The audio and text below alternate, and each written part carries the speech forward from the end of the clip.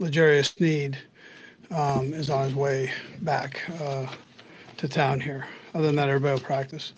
Look forward to the challenge of playing the Chargers. We know they're a good football team, and we'll start our preparation here. We started yesterday. We'll continue on with it today, and get ourselves ready to hop on the plane tomorrow and go to Los Angeles there. So with that, time's yours.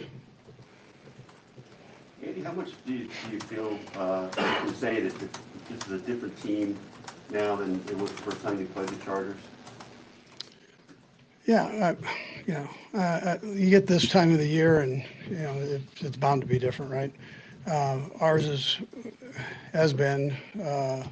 We've got a few players back from when we played them last time that are starters. Not that made any difference because they're in the same boat we're kind of in. So, but I think both teams are playing well, and that should lead to a heck of a football game. Andy, the reality of what the COVID situation has been in the NFL has usually mimicked what's going on in the rest of the world, of course. And the reality is the cases are rising here, and you've obviously got a new variant as well. So the message to your guys, I mean, is it just re-emphasizing stuff that you said? Do you increase? And we try to talk to them at least once a week about it, and it seems like it's every day, but it's probably once or twice a week, and just to remind them, about it, who you hang with, where you go, so on and so forth. With the league's mandate yesterday to get boosted by December the 27th, just a follow-up to Sam's question there, what is your message to your guys who are vaccinated and to get that booster shot? Yeah, so the players union takes care of them. I've done it, and so I've always let the guys know where I'm at with it, and it's not because I'm old, it's because it seems that with the numbers out there, the booster seems to be helping. So, and then Rick talks to them a bunch. Our docs are pretty skilled at that too. So just to follow up, what does this necessarily mean for Chris Jones and Josh Gordon's status? Are they out for the game, or? Yeah, we'll see. We'll just see how the testing. They test here, so we'll just see how that goes. Just double checking that Josh Gordon won't practice today either. Yeah, Josh won't practice. Yeah, I should have mentioned that. You mentioned Legarius Sneed. How's he doing, and do you anticipate him being up on Thursday? Yeah, I've had a chance to talk to him here, a little bit over the last few days. So, obviously he's hurting from the situation. He's very close to his brother. So, but like I said, he's on his way back, and I think it'll be good for him to be around his teammates. They care a lot about him, so I think that'll help him. And so, those, you guys sort of reiterated after the game on Sunday to give Legarius as much time as he needed. I'm guessing this decision to come back was fully made on him and just with the support of you guys. Yeah. He actually went down there and did some things. These aren't the situations you're not forcing anybody back in this type of situation. They've got to kind of take care of business and what they need to do. There's a lot that goes into it. So, that's where we're at with them. Coach, over the 6-game stretch, obviously the most success you all have had have been against the Raiders, scoring 40-plus points in both times. Do you feel the offense in both sides of the ball is where you like for it to be going in the Thursday night game? Yeah, you'd like both sides playing well. Yeah, for sure. So, but you got to do it every week. That's the way this league is. So you got to be consistent with that performance. We're talking to Orlando later today. Early in the season, when there was maybe some public consternation about him getting, used to the offense, you had a lot of faith in him. What is it that really you feel like has turned around with him? Because now he seems like he's playing, really well. Orlando, right? Yeah. So he is playing. He's playing well. He's more familiar with what we're doing, more familiar with the fundamentals and techniques that Coach Heck is teaching, and he's bought into all that. So he's got a great attitude. He's very, very smart, and loves to play the game. He loves to play the game. So all that it adds up, to where he's at today. Andy, in terms of the protocol, I'm just wondering, has the league given parameters as to when you guys would have to know in terms of whether Chris or Josh could travel with you guys? Yeah, and so- how that sort of works with obviously the game being on Thursdays. Yeah, so Rick deals with all that, and he has all the specifics. He's on the phone with those people quite a little bit, and I'm saying with the league. And so I'd probably, it'd be better if Ted maybe gets the answer from him from him to give you, Andy, I asked you post-game about Miko and how well he played on Sunday, even though some of the things may have not have gone his way over the season. Why do you feel like his attitude has still been positive throughout this whole time? Well, he's still getting touches. He knows he's part of the game plan. Not always that the ball's coming his direction, but he's handled it well. I mean, he's continued to work hard, and I think just mature over time here. I like the direction that he's going in. So he's got the respect of the players, quarterback, and coaches right now. And yeah, I wonder, just when you review the tape from the first matchup, how much of that is helpful, or how much of that is dependent upon just what happened that day? Obviously, the turnovers and the penalties and like. Yeah, well, I mean, you can see the guys you're going against. They're going to see us, and so there's that part of it. The schemes aren't going to change dramatically. I mean, that's normally true within the league. They've all the defenses in this league have a number of things that they can do, and they'll dial those things up and throw them at you. And we've got a couple of things we can do offensively, and we'll dial those up. So, it's that's normally how it goes. But you can get something out of the tape as you look at it. Have you sensed the team's playing Travis a little bit differently this year? He's still having an excellent year, but it's a little bit down by his standard. I know you're not going to want to reveal too much, but just has the team's been just challenging him a little bit differently this year? Yeah, when we single him up, that's where you normally get when he's the one guy here and three guys on the other side. They have a tendency to get their hands on him and grab him, until they get called 3 times. So that's how it goes. How has he handled some of that adversity? He's been good. When he was younger, he'd get very upset at it, and so he's matured there and tries to find a way to get around it. But it's our responsibility to move him around, and you've seen us do that a little bit, and he's very productive when that happens. Couple more guys. Is it safe to say, Andy, that the message you just gave us has been given to the league about how opposing defenses are trying to counteract Kelsey? If I want to buy my grandkids presents for Christmas, I can't answer that question. Andy, I'm sure you've been asked this ad nauseum, but yesterday was the 50th anniversary of you and that Comcast and kick thing. I hadn't been asked that. What do you remember about that day? For a 12, 13-year-old kid, I mean, it was pretty exciting. I've been now. I didn't expect it to. I didn't know it was being filmed. Just know that. Like that one was snuck on me a little bit. So, but it was. There weren't a lot of 13-year-olds, 12-year-olds doing that at that time that I knew. So, other than the guys in the competition, but it was fun. Were you thinking at the time you had a future as an NFL quarterback? Now, I figure with my size, I'd probably end up on the line. So. Andy, did you take issue with they had a typo in your name, I think, on the... They did. They got the balls mixed up. So that's why, I lean towards the English side. All right, Got the jersey or the shoulder pads? I do. Did you see the guy at Super Bowl night? Yeah. Les Josephson. And Reed was spelled wrong? Yeah. On the guy's back? Is that who it was, Les Josephson's jersey? It was an actual Rams jersey. Yeah, Yeah. it might have been Les Joseph. Yeah, it was. So who's going to replace Chris? Nobody. So he wore those shoulder pads all through high school. Is that right? I didn't know that. Oh my My God. top guess is nobody. So is Frank available still? Second round around? Yeah, I'll be around here around 1:05. Is that the most in an Andy Reid press conference, is total just run the gamut? It was like Chris Jones' COVID protocols still have the passing kick, Yes. shoulder pads. Like, Well, it's funny, I was thinking he was in particularly shutdown answer mode, but then a couple little charmers. by it means you guys. He means you are the charge. Yes, the quality of the questions. He knew the moment he said that. I was like, come on, coach. You don't gotta ask. Pete's Travis question kind of lowered the guard a little bit there. Yeah. He's a charmer, we've all said that. Sandra Dowell broke him. Yeah, I'm sure the Christmas presents can still come.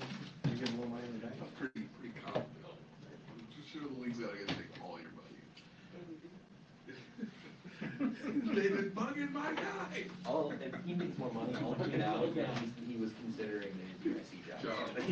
Just so he can get it. Hey, Clark, USC call. Great.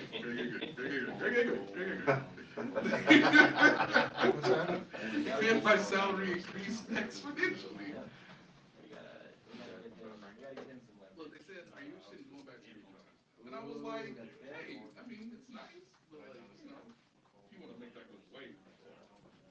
Sean Pond just offered me an ownership stake. What can you do? He sees that number and it's immediately hitting. Immediately hitting silence. He hasn't taken a phone call with a Jackson area in 20 years. Adam Teicher was probably a young man, young boy in Los Angeles, watching that punt passing kick. 50 years ago? Probably not. Sam, how were you conscious of that date, Matt? No, they showed it on, Yeah. Oh, was it? before the game on the pregame show. I did see that, yeah.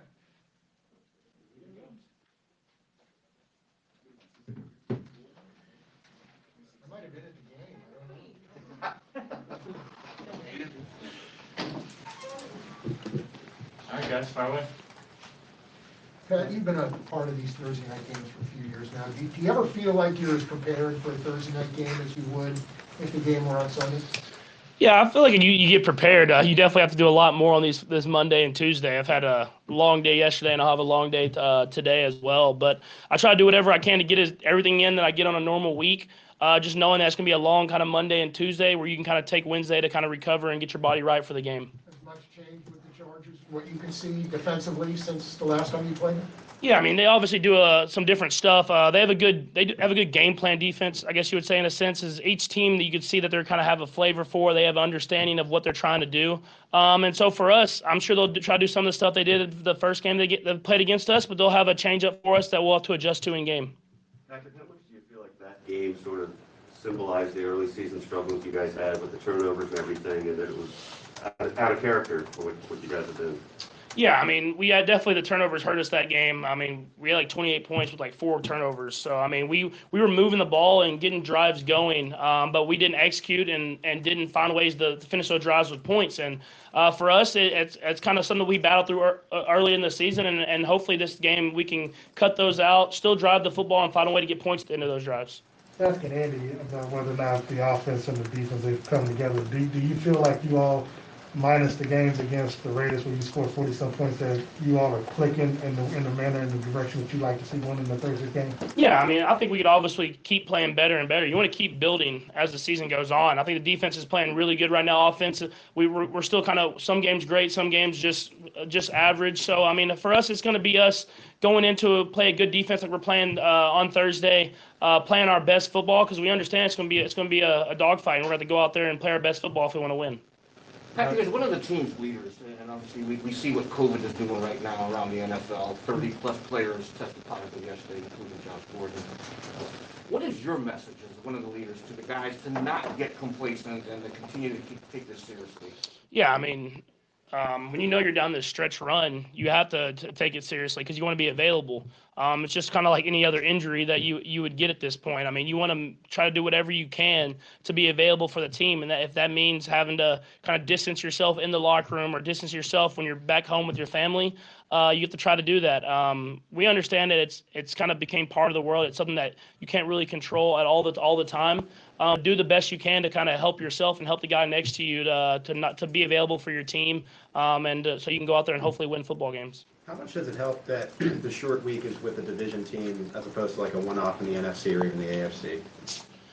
Yeah, I mean it's kind of tough either way, but at least you have a familiarity with the defense that you're going up against, a team that you've played before, a team that you studied a little bit in the off season, and you have an understanding of the defensive concepts that they're going to run. I mean that's a good defense with a good scheme, so we're going to have to play our best football, like I said, if we want to win. Patrick, how much do you feel like momentum carries over from one game to the next? Yeah, it can. I mean, if you utilize it the right way, you also don't want to come complacent with you play good and kind of have that relaxed feeling. You want to make sure that you still go to work during the week, try to make yourself better. And I think we have the guys that can do that and understand that, and so that we can go out there and hopefully play another good football game. Obviously, the Raiders defended you guys a little bit differently than a lot of teams have. And I know last time you said the Raiders, it wasn't quite as different as maybe a lot of us thought it was, but do you still have elements of the way you played against that defense that does carry over against some of the deep shell stuff that you've seen most of the year? Yeah, I mean, they were kind of the original. If you look at back to when Gus Bradley was at the Chargers, they were the original defense that kind of sat back and try to make us drive the entire field. And so, I mean, I think you've seen me have success against that defense this year out of all years because I've had to deal with it kind of the entire season of be patient and take the stuff underneath. And so I think, guys, we just executed really good those two games that we played against them. So it'll be a similar concept that I'm sure that they'll try to do to us this week.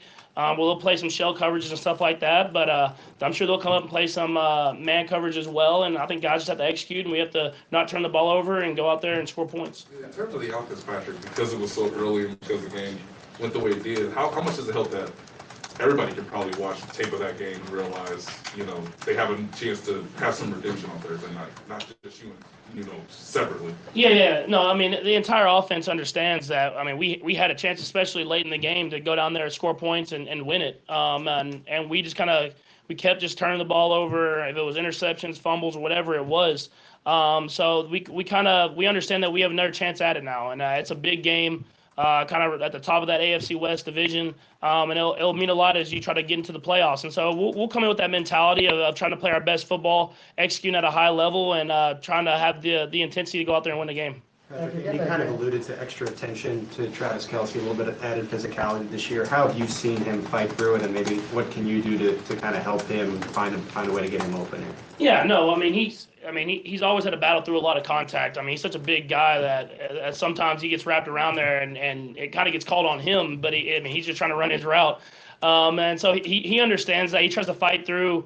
And he tries to just compete at the end of the day. And I think we're trying to do a good job of moving him around and not letting him get stuck in one position to try to get him open. But I think the best thing about him is, I mean, obviously he hasn't had that big game in a couple weeks here that we're used to him having, but he's getting other guys open. And he understands how to do whatever it takes to win. And that's the type of leader he is. A couple more guys go by, and Steve. Patrick, Andy was asked a little bit about being the 50th anniversary of his punt, pass, and kick appearance, and I'm sure you've seen that. I'm curious what your reaction to it was, and if you've ever had any exchange with Andy about it.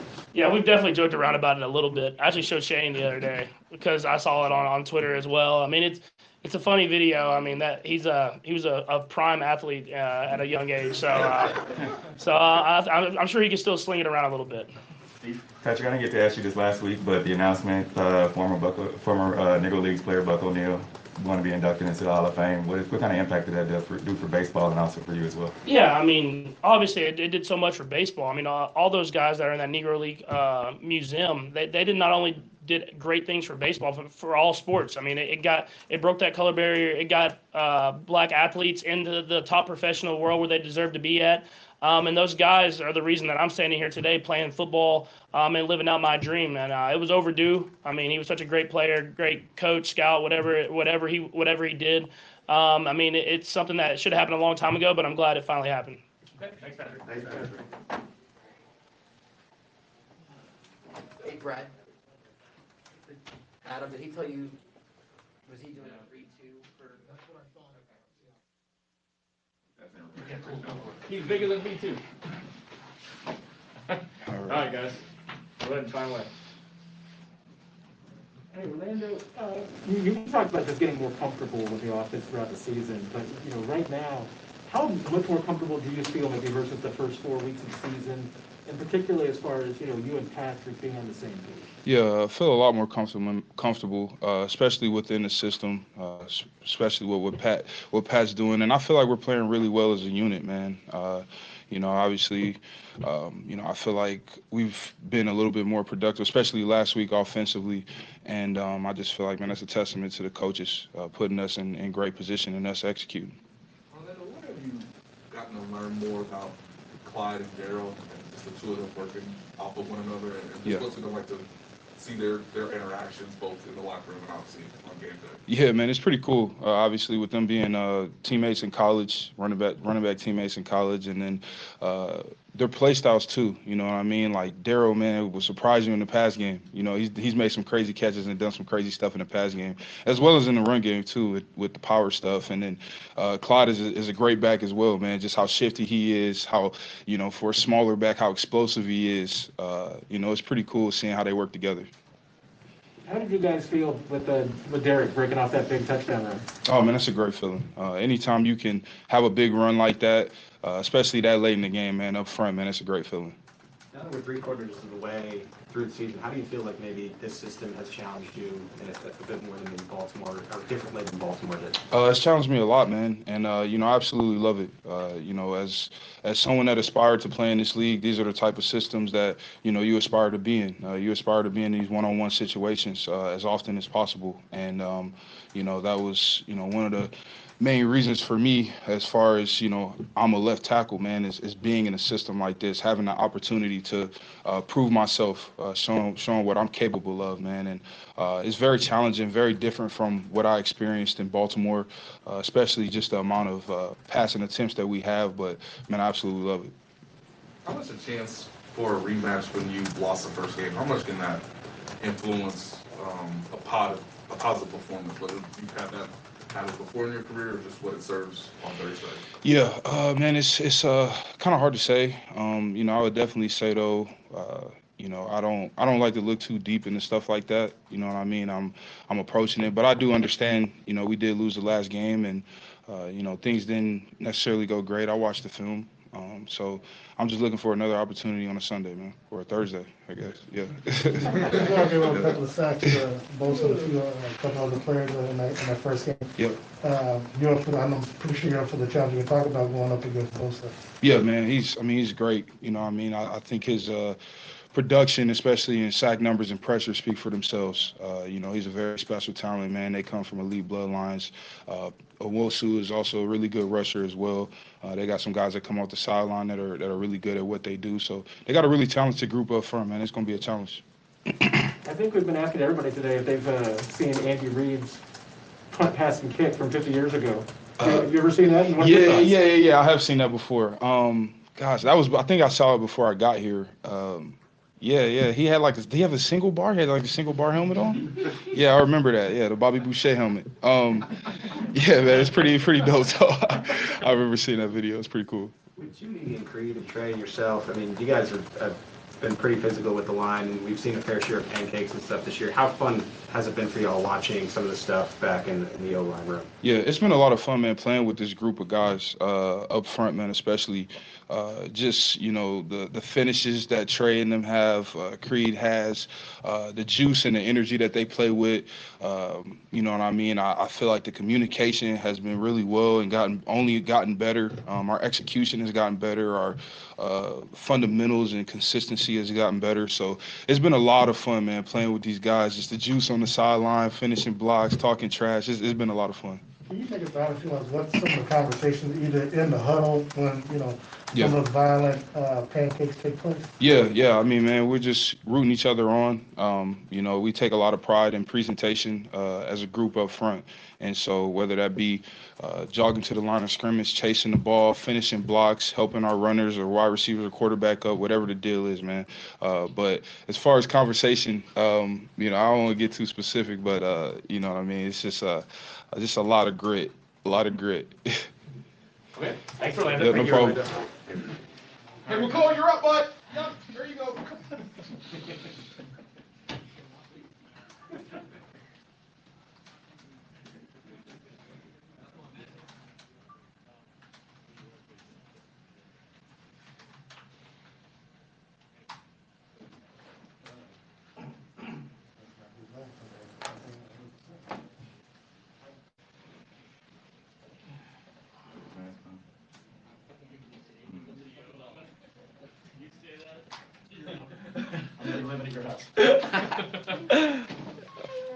Ain't it in meeting or All right, something? guys. Go ahead and fire away.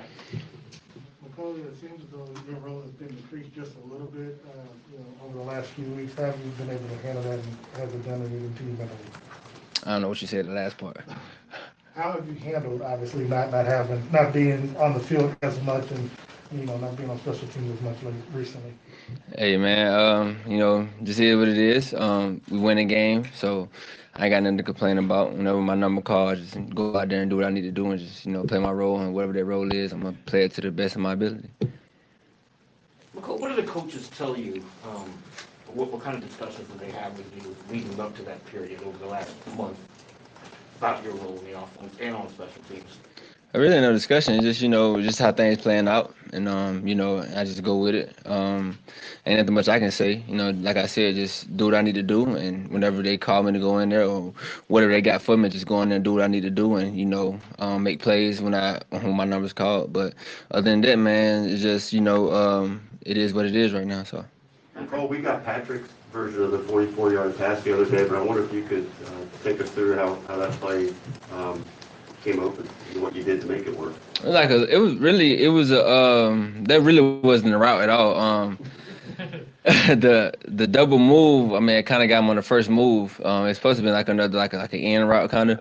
And when I got him with the little double move thing, man, he like fell. I'm like, man, I'm just gonna run deep, and hopefully he see me, And so I know I kind of was the primary read on that kind of play. So wish you kind of threw a little earlier, but nah. Did you feel like it was good sort of sync though with you and Patrick, sort of feeling the moment together? Oh yeah, I knew he would see me for sure. Like I said, I knew I was the main target on that play, so I just hoped we throw a little earlier. But it all worked out. We got a big game, and I think we scored on that drive, so it all worked out. How exciting is that when you see the corner fall down? You have your speed and you're green grass ahead of you. Just throw the ball, just throw it now, it's a really good feeling. I don't think I had a deep ball since Washington game, I think. So it's a good feeling to get the ball down the field.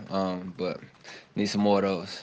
Okay, I think I asked you last year, from your rookie season to last year, how you would grade yourself and Darren and in the offense, and I think you gave yourself a C or whatever. What would you grade yourself right now, in your time here with the Chiefs in that position where you were expected to, when you were first drafted, maybe be the number one, and then of course with Sammy leaving, stepping into the number 2 role? I don't know, man. I think it's better from last year. I think my numbers are up, besides the yards. I think I got my targets, catches up with a better catch percentage. More comfortable with the playbook, more comfortable being on the field. So as of grade, probably like a little B- right now. It's definitely up. Definitely got some more improving to do. Getting better every week. So just take what I know, what I'm learning from these guys, man, and just apply it on the field. And eventually, hopefully everything start to click and just get better as time goes. Nicole, I know it's fortunate to be on a Super Bowl team, but is there at the beginning of your career an unluckiness factor of just sometimes so much talent when it comes to pass catchers that it may be hard for you to kind of come into your own this early in your career? Yeah, I mean, it's definitely a problem. You got the best receiver in the league, in front of you, but to me, I just take it as a learning, thing. Just learn from Tyreek, learn from Trav, learn from Sammy while he was here, so just learn from those guys, man. Then eventually, if a time do come where I'm one of those guys and, step into that kind of role, I kind of know what's going on, and know what to do and what it takes to, be in that role. So, but I don't mind it, man. I learned a lot, from Tyreek, from the guys that's been ahead of me that's been here. And so while they're here, I'm gonna learn, do what I need to do, and do it the best I can. So. Well, I asked Andy last Sunday and also earlier today about you being able to just keep a positive attitude even though things that may not have gone your way. How have you been able to do that so far this season? Man, just good spirits. Like you said, you got to keep a good attitude, positive energy, because you try, bad energy, bad vibes, they just don't well right with the whole team or the coaches in general. So you just want to keep your head up, just do what you gotta do, keep the good energy, good the vibes, and everything work out how it's supposed to. How much is winning help that? Oh, a lot. If we was losing, I'd probably be a little different. but it's good. Like I said, man, as long as we getting the wins, everything's working. I have nothing to complain about. Do you feel like you lived up to your own personal expectations? Nah, my expectations so high, dog, and I can't even tell you how high. So, but I mean, working at it every day. You know what I'm saying? Once I get a chance to get up there, then I'd be kind of a little satisfied. But right now, I'm still trying to live up to those. Okay, thanks, Nicole. Appreciate it. Thank you. Nicole.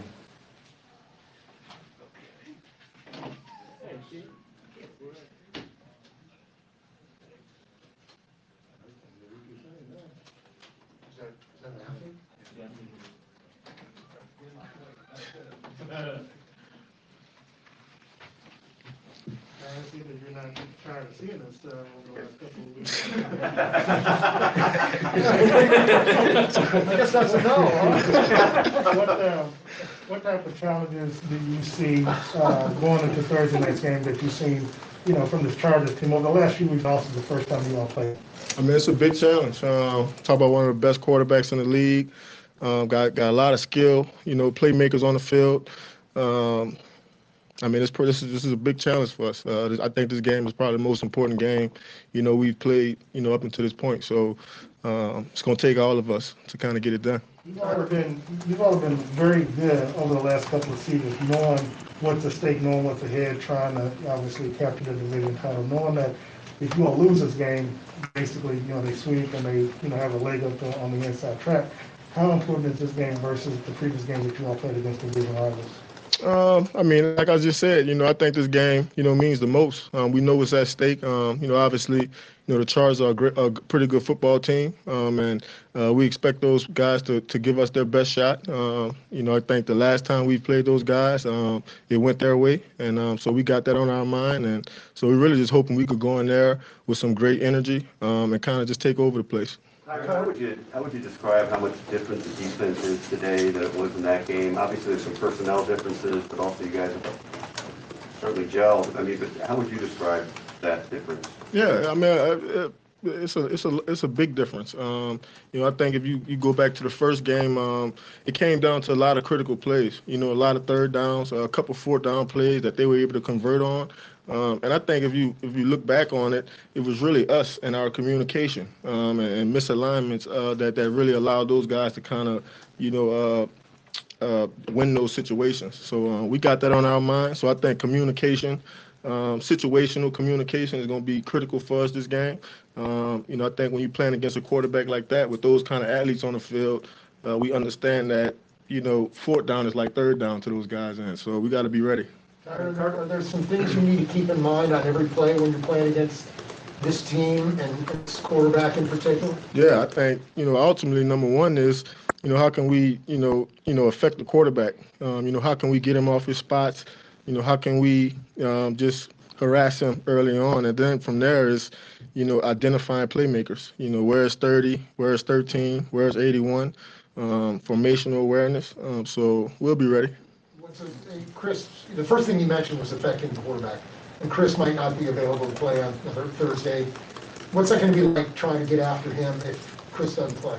Yeah, I mean, Chris is, one of those players, probably the only guy you could really compare to him is probably Aaron Donald. You know what I mean? When you talk about just inside, just dominance, you know what I mean? So it's going to be a big challenge for us to, replace him. But I think we're more healthier, than ever defensively. I think up front, we're able to rotate those guys in and out. So I think all those things will work out for us Thursday. After the game the other day, you said you were trying to give L'Jarius his space, but it's been 2 days. Just wondering if you've talked to him since then and how he's doing right now. Well, he actually texted me. He told me he loved me.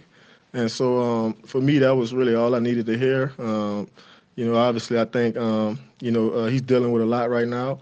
But football means a lot to him. It means a lot to his family. So, I feel like, in my opinion, in the things that I've went through, I think he has some motivation going forward. So I think he's one of those guys that's going to, capitalize off of this.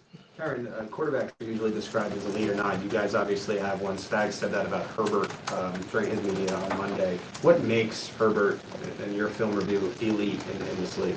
I mean, he's just obviously, he's one of those quarterbacks that can really see the whole field.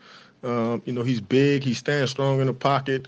He could really extend plays for a long period of time. Obviously, he's a great athlete. And then if you kind of couple that with the playmakers that he has and the coaching that he has, he's almost unstoppable, in a sense. So it's going to be important for us to kind of hopefully rattle him early. But like I said, he's one of those guys that you can see on tape. He's poised. He knows where to go with the ball. And then like I mentioned earlier, I think critical situations, he's aware of what to do with the ball. So, we've got to be a step ahead of him. Darren, given that it's a short week, when did you start preparing for the Chargers? Like, how quickly did you go from Sunday's game to obviously understanding that you're on such a quick pace this week? Yeah, I don't even think I watched I usually watch the game that I played in that night. Went straight to the Chargers film. Obviously we won't play the Raiders, anymore this season. Obviously some corrections you could take from every game, but with it being a short week, you just got to flip the page. So I'd probably say, yeah, for the last couple of days, I've been on it.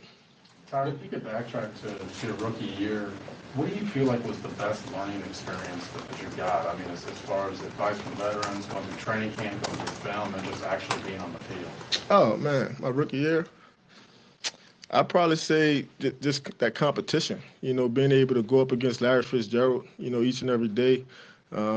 It's like that old quote, iron sharpen iron. I think you can learn a lot, from competing against a guy that know what they're doing, So that's probably one of the biggest takeaways. I had a lot of good coaches too. I had Ty Bowles, who's, one of those defensive coordinators. So, I learned a lot, and then I competed at a high level a lot, as a rookie. So I think that all those things kind of helped springboard me, as an athlete. It seems like in 2019, you guys got a bit of a shot in the arm when guys like Mike Pennell and Terrell Suggs came in mid-season.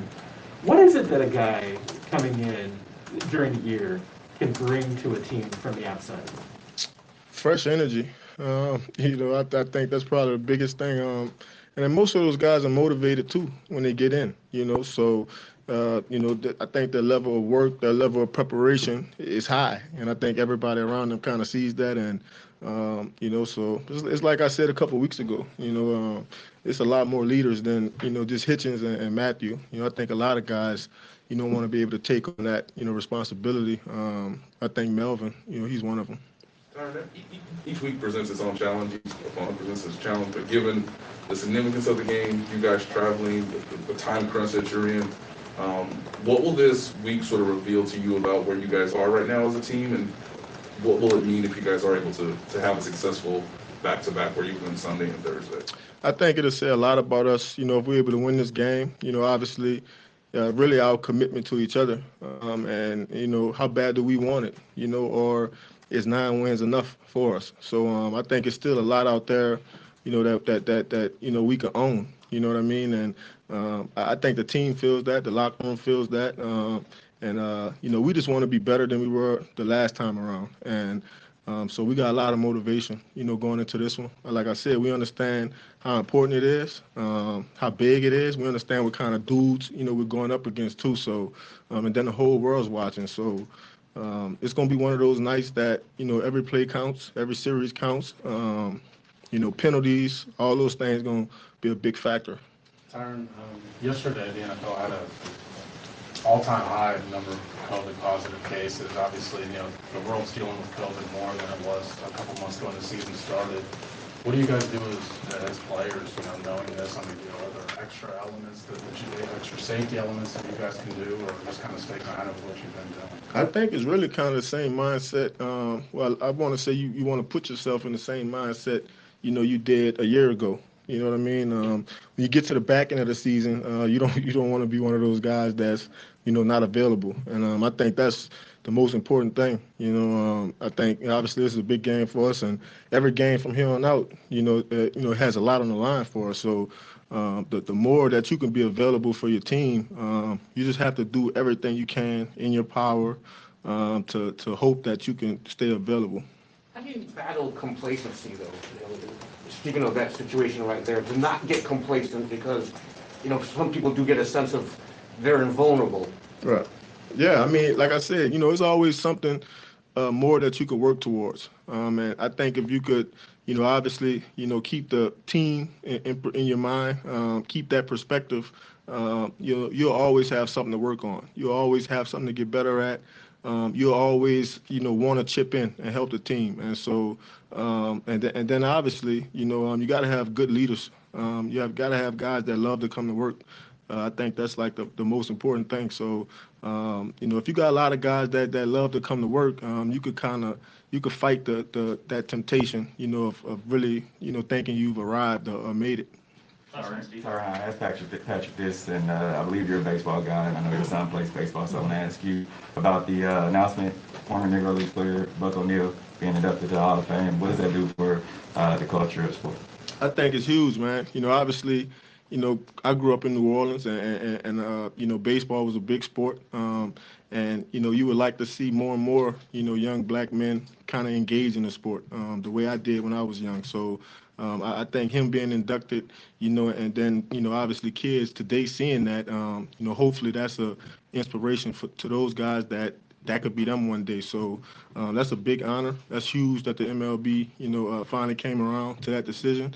But I'm hoping that it serves well, for a lot of the young black men that, obviously think that it's just football and basketball. But I think baseball is one of those sports, we could play as well. Yep. Hey, speaking of baseball, Darren, thanks for coming out with this time. Oh, thank you.